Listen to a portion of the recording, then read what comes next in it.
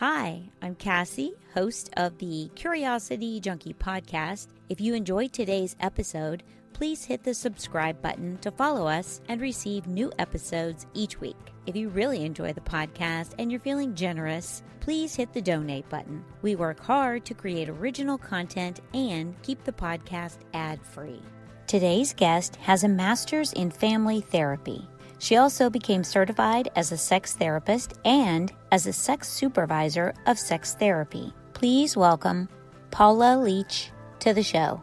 Hi, Paula. Welcome back to the podcast. Hello. It's great to be back. Yes, I am once again excited to have you on. We are going to just jump in and talk about kink and fetish. I guess the first question is there a difference between kink and fetish? Fetish, like fetishism, falls under the umbrella of kink. So kink is a big, huge umbrella term. So kink basically encompasses any behaviors, lifestyle, sort of relationship arrangements. So it includes like non-monogamy, it includes BDSM. It's anything that's not mainstream, basically, that we don't consider mainstream or like vanilla sex. Falls under the kink category, and fetishism and fetishes fall under that umbrella because it's something that we don't typically consider to be quote unquote normal or standard practice when it comes to sex and sexual activity. Aha. Okay. Well, that makes sense. So in a way they're similar. Okay. Yeah. So fetish is, desire or arousal that's linked to objects or materials like leather or clothing or body parts, types of people, types of bodies, can be, it's arousal that's linked to those things. It's not necessary for some folks. That means that like, I need these things to become aroused or for my sexual excitement. And for other folks, it's like, no, it's just something that, enhances the experience for me, but I don't need it necessarily. Right. Okay. Because I've heard people say, they have a foot fetish or whatever. Yes, exactly. So it's, arousal that's linked to the feet, arousal and desire and excitement that's linked to the feet. And so feet are incorporated in sex play. And again, for some folks, I have to have feet as part of the experience in order to be turned on. For other folks, it's like, I really like having feet as part of the experience to be turned on, but I have more to my repertoire here that turns me on, that excites me. Okay. So can it be non-sex related? Can you just have a fetish, like you get obsessed about a thing? Or is it almost always connected to a sexual, like a turn on? So that's an interesting question. So in my practice, I work a lot with, it's called ABDL, or adult baby diaper lovers. Yes. Right. And so in that circumstance, sometimes it's erotic and sexual in nature, and other times it's not. Mm-hmm. And so, so I think you could consider that to be a fetish, but like a non-sexual kind of a fetish. I think you could consider that because again, sometimes it's erotic, sometimes a lot of arousal comes from that experience, and other times it's not about that at all. And it's just about, comfort at the end of the day, or feeling vulnerable, or feeling nurtured by your partner. It could mean all kinds of different things.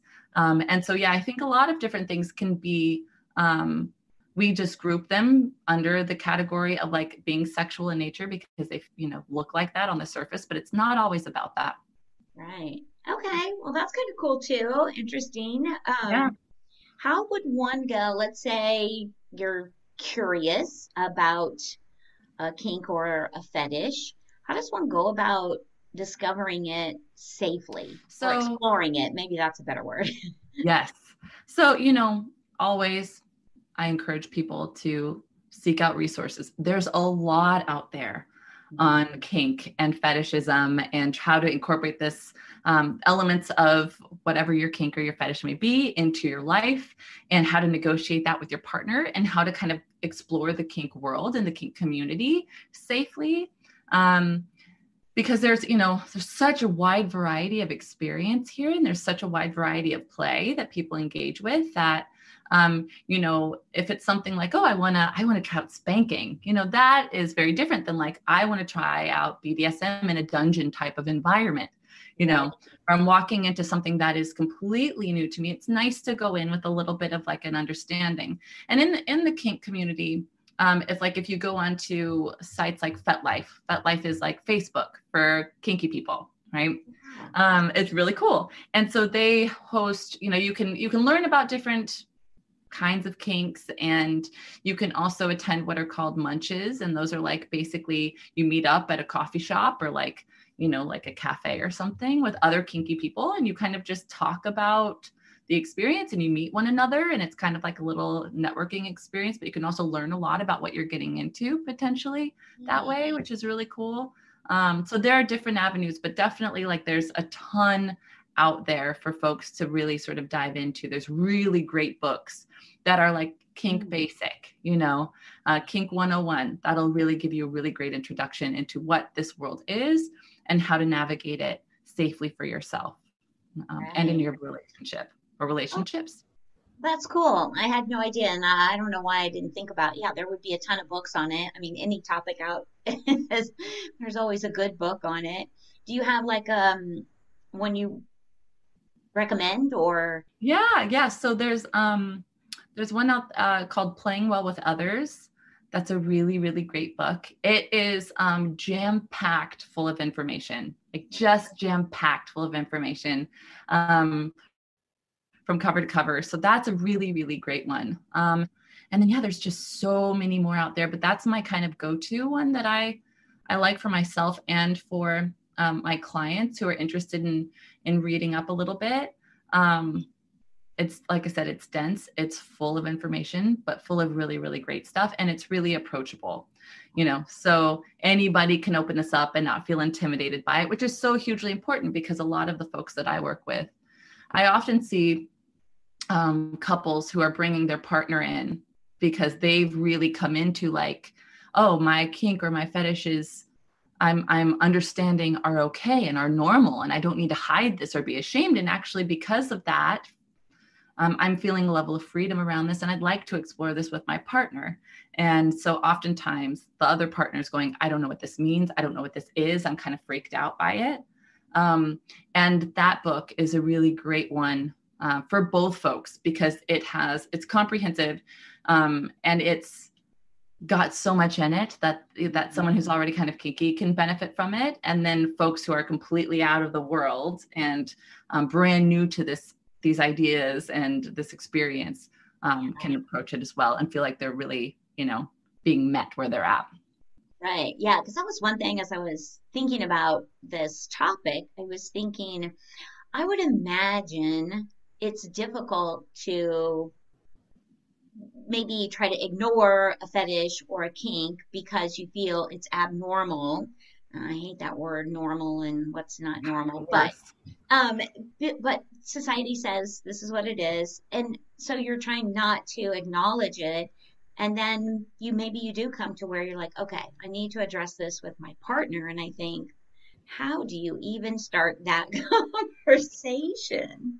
Yeah, you know,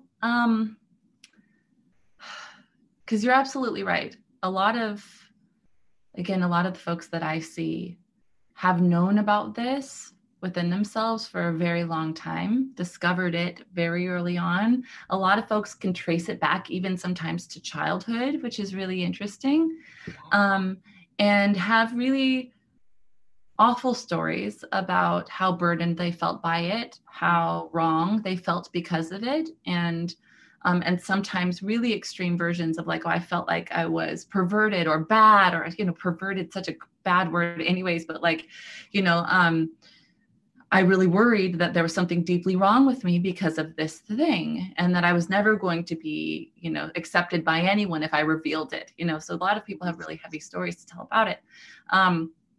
And so, you know, again, oftentimes like having exposure to, you know, this is the wonderful thing that the internet has done for us, is like, it's really allowed us to see that, oh, wow, there are whole communities out there, hundreds of thousands, millions of people that have these same kinds of interests, and that's okay. And that can be incredibly liberating. So again, oftentimes by the time they get to the point where they're, okay, I want to talk to my partner about it, there's either a lot of fear or a lot of enthusiasm. Obviously, there's exceptions to that, but this is what I see a lot of the time is, oh my gosh, now I understand that this is okay. I can bring this to my relationship. I could potentially explore this in my relationship. This is amazing, right? Or, oh my gosh, what's going to happen? Am I going to lose my partner because of this? Right. So it can be incredibly challenging. And it's one thing if, there's such a spectrum here. So that situation is fairly extreme. The other end of the spectrum is, I'm kind of curious about, incorporating certain things into our sex life that, have just kind of come up as interesting to me, or that I've always been kind of interested in, but haven't been hugely important things in my life that I've carried with me as a source of anxiety or stress. Oh, I'd kind of like for you to roughhouse with me a little, or I'd kind of like to role play. I want to put on the heels and get the leather, I want to get the whip out and really show you who's boss. I'm kind of interested in that. That's a very different conversation where it's these are things that I'm curious about. Are you curious about them too? Do you have things that you're curious about at this point in our sex life and in our relationship? Very different conversation than, look, I really am into littles, which is another sort of fetish within the community, which is when your partner dresses up as a younger person. And there's that kind of a role play, which is very different, right, from pedophilia. Right. This is a very big thing that people have a hard time understanding, is having your adult partner dress as a younger person. You are aware that that is an adult in younger clothing, in acting as a child or an infant versus an actual child or infant. That power dynamic is what we're playing with here. And it's always about power stuff, right? But still, these are really, because we don't talk about this stuff openly, again, these are very misunderstood. And so that one in particular tends to be really, really sticky in therapy, because it's understandable that people would make that link. And what does this mean if we try to have children? Are our children safer? These kinds of questions come up. So so depending on what the kink is, the extent of what this kink represents for the person that sort of owns it, these conversations can be really tough to bridge, or a matter of hey, I'm curious. This is a part of me that I'm interested in, and I'd like to potentially bring this into our sex life. What do you think about that? Yes. Yeah.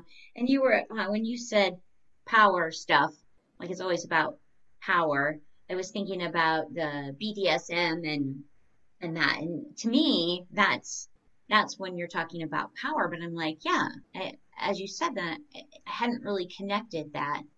But it is, isn't it, ultimately? It is, if you really zoom in, really zoom in, are we ever not playing with power? Ever? Are we ever not playing with power? There tends to be a more active partner in the bedroom and a more passive partner. There tends to be a more dominant partner and a more submissive partner. If we're both submissive, we've got an issue. If we're both dominant, we've got an issue, and so there tends to be kind of power exchange and play as part of the dynamic. We can't really erase it. We can trade it back and forth so that it kind of levels the playing field overall in the arc of the experience. But it's always there. Yeah, that was great. Just boom, hit me, and I'm yeah, that makes complete sense. Yeah, and that's the reality in relationships too, right? We talk about equality in relationships, which is a good thing to aim for, but that still means equality overall in the measure. Okay, if we look at the day, here's the things that you tend to have more control over. Here are the things I tend to. Here's where I tend to have more power in the relationship. Here's where you tend to. Here's how we pass it back and forth. And so at the end of the day, and some game, are we kind of on a level playing field here? Oh, I love that. That is a great way to look at it. And as you were saying that, I was thinking, is that a conversation that is important to have within a relationship, or is it just kind of a mutual understanding? You get to where you You know, this is what you're good at, so you're going to lead there. This is where my strengths lie, so I'm going to lead here. And like you said, at the end of the day, it all balances out. Or do we need to have a conversation around it? Yeah, I think both and, right? I think when we come into relationships, we fall into process, and we kind of do so naturally. But I think it's really important that along the way we're going, wait, are we cool with this? Is this okay? Are you feeling like you're ultimately on equal footing to me in this way? Here are the things that I would like to have more say over. Here are the things that I'd like to pass off to you. Or, I think and this is why, we talk about how I'm such a huge advocate for therapy across the board, and couples therapy, relationship therapy in general is like, we want to keep an eye on this stuff so that we aren't going, oh my gosh, we've been doing this same thing for 10, 15, 20 years. And I've never really liked that. And I've never felt okay with it. And now I'm very, very resentful towards you. And now there's all this distance, but how do we change this now that it's so deeply entrenched? We always can, which is the wonderful thing about relationships is we always can, but it's likely going to be more challenging because systems always fight for sameness. They always default back to sameness, which is why we find, that we have to practice because it's one thing to say, I'm going to do this differently, which is, why partners get so frustrated. It's like, oh, well, we talked about this and then they changed for 2 weeks and then they're back to because we ultimately just default back to the homeostasis, the sameness. The systems fight for that. So we have to have change that we truly want to make over time has to be front of mind always, front of mind. So we're constantly working to keep this change in place. And then as we practice that over not just weeks, months, years, it starts to feel organic. And then we settle into that new system, Yeah. And to me, it's just fascinating. Relationships are amazingly interesting. No two are the same. It's just fascinated by it. It is. It's so fascinating. There's so much magic that happens, so much that's going on behind the scenes, so much of our, every aspect of our lives leading up that's contributing to the dynamic, and parts of us that are in need of healing, and how we self-actualize in relationships. It's incredible. Yeah. And, and I think sex is incredible in that way too, because we work so much out there as well, which is why, we have different kinks and fetishes and likes and dislikes and things we want to explore and we want to try on. And I think that a lot of us have forgotten that sex is about play as well. We take it so seriously. I think we treat it very seriously as a culture. And this is fantasy, right? It's where we get to let go, and letting go means stepping into a more playful, imaginative place. Sometimes it is very intense and serious, and that's great, but it can be all of these things, which is what's so spectacular about it. And so a lot of kink is a lot about play and allowing ourselves to do that and have fun with one another and enjoy our bodies and enjoy pleasure and enjoy the high. And what's wrong with that if it's in safe, consensual setting, right? Right. Absolutely. I think it's, I love the word play because that's a great way to think of it. Like explore something new, fun, different to kind of spice up the bedroom again. Well, when you were talking earlier about, we were talking about the fetish and how some people can kind of connect it back to childhood. I was thinking, is there like a reason a fetish kicks in for someone? Is it connected usually to an experience or a moment where either a young man or a woman saw something and it aroused them, and from that moment on, you're just like connecting those two pieces? Is that? Yeah. Yes. And it's mysterious as everything, right? Yes. And it's mysterious. So absolutely. I think we had talked in a previous conversation about, classical conditioning and that association. And I even watch it now with like my kiddos, where they do something one time and then that's like, that's what I do now. That's what I do every time. If I wake up at 4:30 in the morning, I'm going to be waking up at 4:30 in the morning for the next 5 weeks.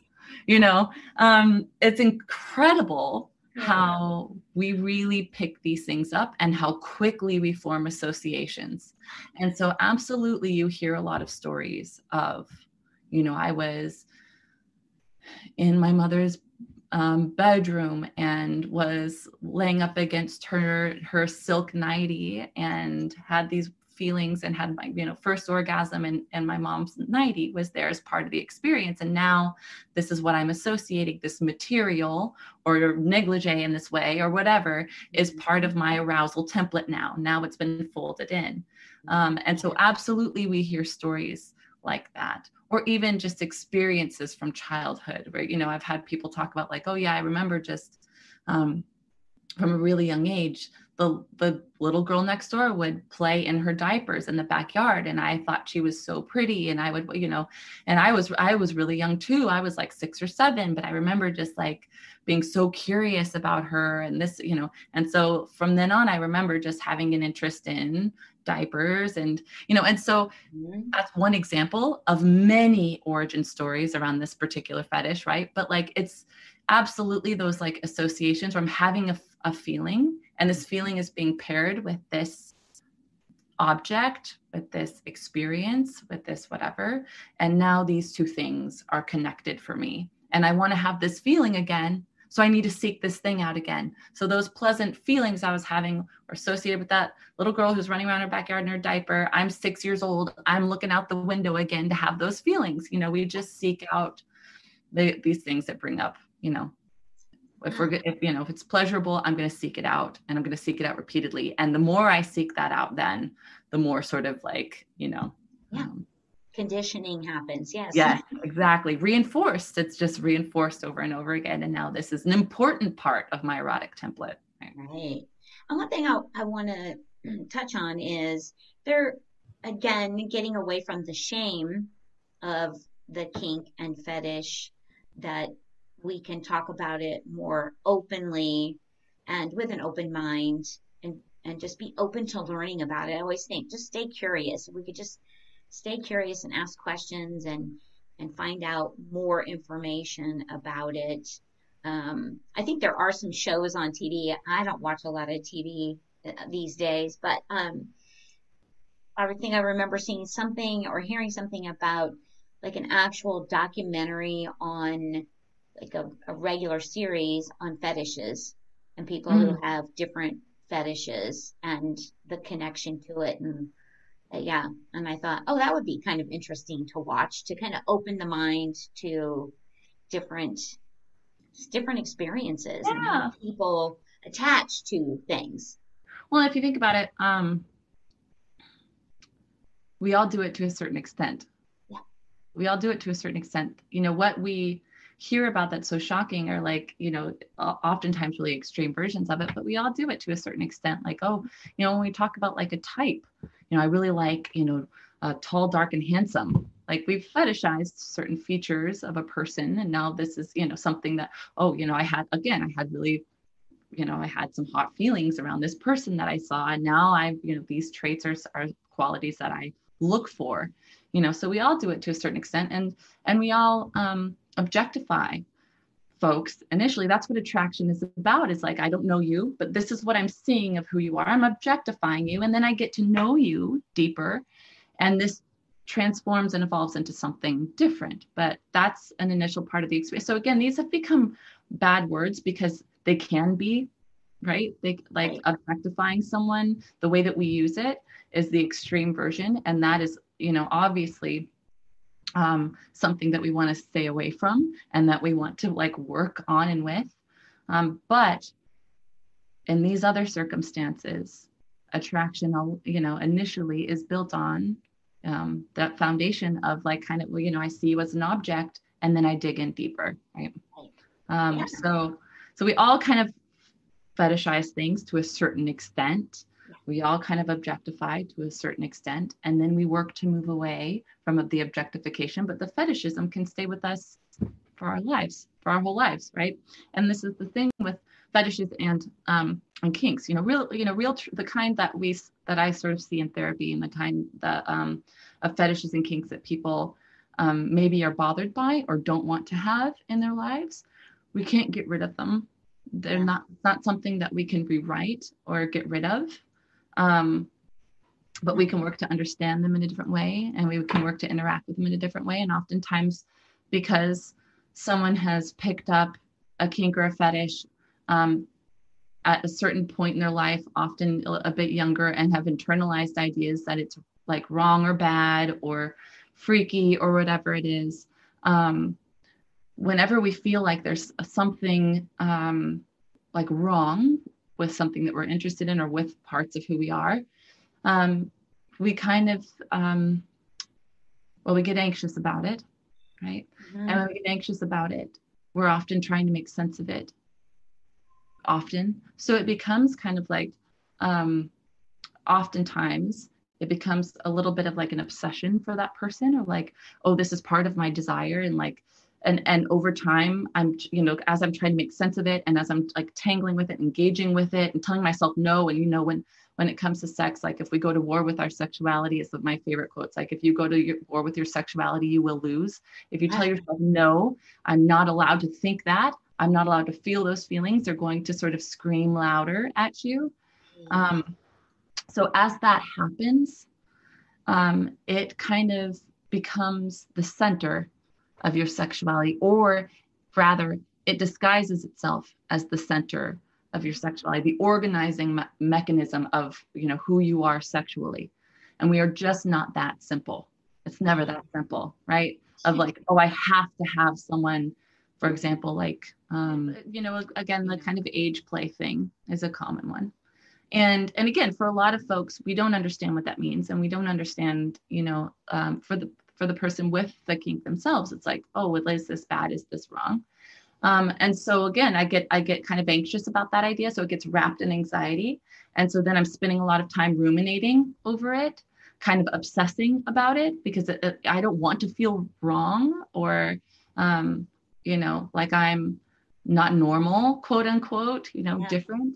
And so then again, it becomes something where it's like, well, now is this all I have to have this thing? Because this is all I've focused on for all these years. I've missed all the nuance, right? I've missed all of the things, all the other aspects of my sexuality, because I've been so hyper-focused on this thing for very good reason, trying to work it out, trying to make sense of it, trying to figure out how to incorporate it into my life, trying to find other folks with the same kinds of interests, right?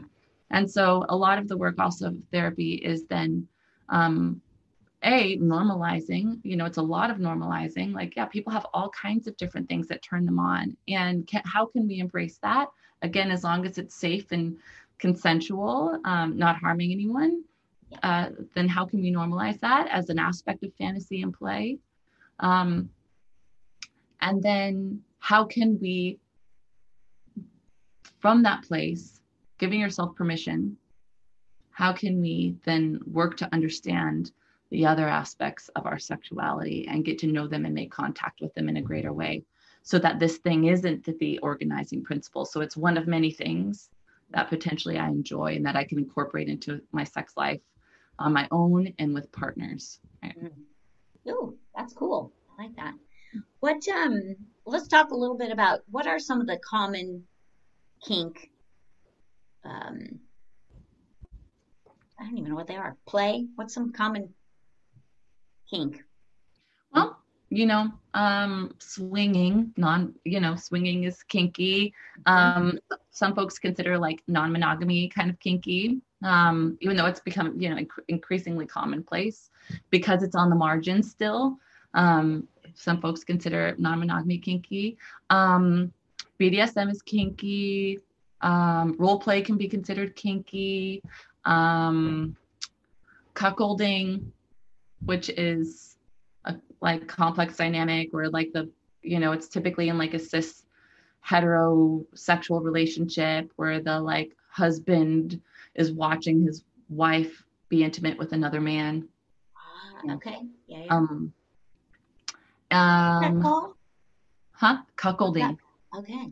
Cuckolding. Yeah. gosh, you know, people, pain play, sensory play, people incorporate, like, rope is considered kinky and kind of a fetish. So people kind of like bind one another with rope. Gosh, there's so many. Right. Yes. There's so many. Okay. It's fascinating. It's really fun to, every year I try to attend. It's called the Fetish Flea, and it's in Rhode Island.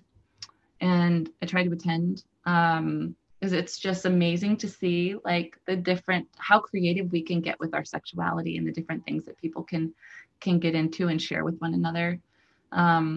You know, the Dom sub dynamic can be taken to an extreme, you know, where there's like a Dom sub dynamic that's happening, like, whereas there's like almost like a master slave dynamic happening. And that can be in certain circumstances, or you can have like a 24/7 Dom sub dynamic happening. That's kinky. You know, there's all kinds of ways that we can get kinky. Yeah. And when you say master and slave, you know, I just want to remind everyone that this is happening between two consenting adults. What we're talking about. That's right. They've agreed that they both desire this play in their life, either part-time. It's negotiated. Whatever. All of it is negotiated. Every aspect of it. And this is what we can learn from the kink community, is the kink community is really great at negotiating what the rules and the boundaries are and how to take care of one another, right? Like, this is what the kink community is fantastic at, that a lot of, you know, us more vanilla folks just don't even consider. It's just, oh, well, this is just how sex goes, right? We just have it and then move on. Let's have it and move on, exactly. And so, yeah, these like Dom sub dynamics at the extreme these are two willing people coming into these roles, negotiating what that looks like, negotiating how and when the other person can know when they need to stop or what the edges are. And then again, how to take care of one another. So it's every aspect of it is discussed, which also creates, like, assures a level. I mean, we can never really assure, but it helps to create an extra layer of safety in this. We're not feeling around blindly, because all of us to some extent have trauma histories and challenging experiences around our sexuality. And so we need to understand, like, if I'm going to enter into a situation where there's going to be like pain play, you know, how do you know when I am truly uncomfortable? How do you know when I truly need to stop? If no is a word that we use in a sexy way, what other word can we use, right? So all of it is negotiated. All of it's incredibly consensual. Otherwise, the kink community has a really great way of sort of identifying and weeding out those that are not game in that way.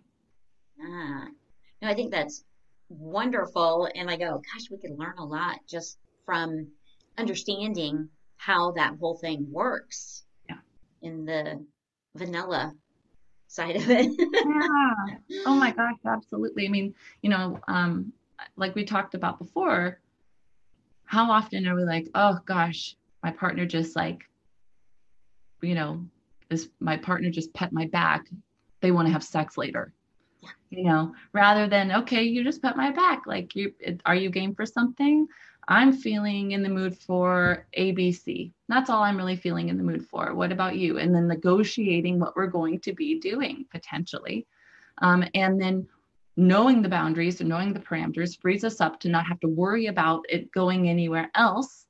And so we can just really enjoy the experience. You know, we can just be really present in that experience, unless we both agree to take it somewhere else.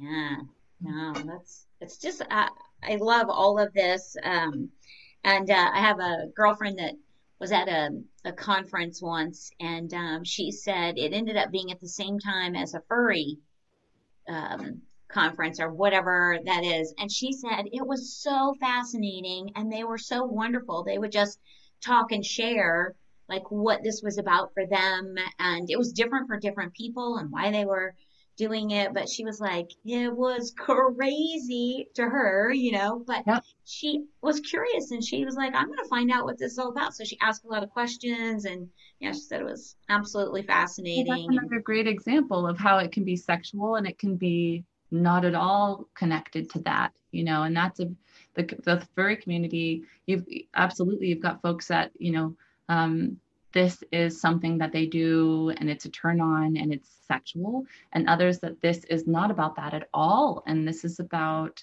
completely different elements of life and play and fantasy, right? Which is so cool. Yeah, that's what I thought too. And it's another great example. And like she said, it was organized. There was, there's a right way to do everything, how to connect, how to send a signal that you're into this or that. Within that community, it was all very well understood between all the players. So I thought, gosh, it's interesting. And that's the thing again that I really think we can take from the kink community is I just think that it is super apparent in our culture that we suck at boundaries really badly. That we suck at boundaries really, really badly, that we do really, really poorly with them.